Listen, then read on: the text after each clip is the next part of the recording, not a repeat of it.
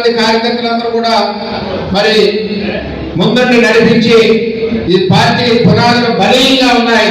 ఈ పునాదులు పగలగొట్టి దమ్ము ఎవరికి లేదని మన కార్యకర్తల యోగాల పాదయాత్రలో నిరూపించడం జరిగింది.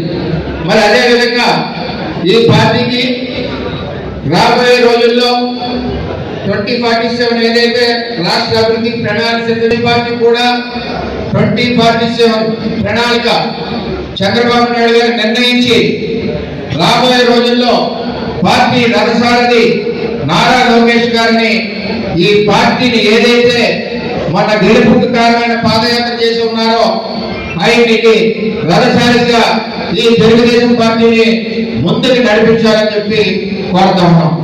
మరి జిల్లా పార్టీ నుంచి 7 నియోజకవర్గాల నుంచి కార్యకర్తలు అందరూ వచ్చారు.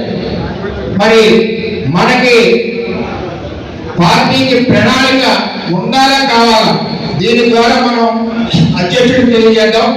పార్టీకి భవిష్యత్తు ప్రణాళిక ఉండాలి, భవిష్యత్ తరం నాయకుడు మరి నారా లోకేష్ గారు ఉండాలి అన్న వాళ్ళందరూ కూడా చేతులెత్తవలసిందిగా కోరుతా ఉన్నాం. నారా లోకేష్ గారి నాయకత్వం, చంద్రబాబు నాయకత్వం.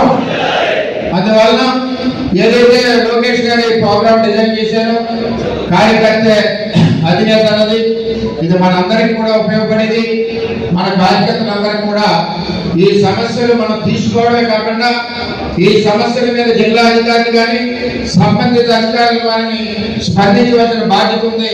ఆ విధంగా మానిటరీ అందరూ కలిసి చేస్తామని చెప్పి తెలియజేసుకుంటూ సెలవు తీసుకుంటాం. అందరికీ నమస్కారం. Thank you. అలాగే